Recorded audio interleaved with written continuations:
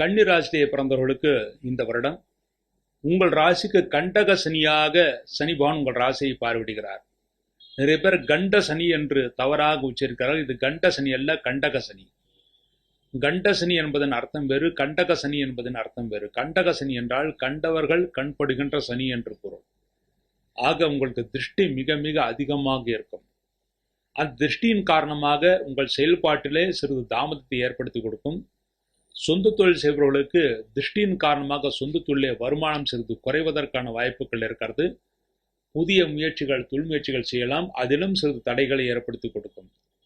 உத்தியோகஸ்தர்களுக்கு இடமாற்றங்கள் ஏற்படும். இந்த வருடம் கண்டிப்பாக மே மாதம் 15ஆம் தேதிக்கு பிறகு குருவான் 10ஆம் இடத்திற்கு வந்த பிறகு கண்டிப்பாக இடமாற்றம் ஏற்படும். பொதுவாக 10ல் குரு பதவியை கெடுக்கும் என்று கூறுவார்கள். ஆனால் பதவியை கெடுக்காது, பதவியை மாற்றி கொடுக்கும். அந்த மாற்றம் உங்களுக்கு நல்ல மாற்றமாகவே இருக்கும்.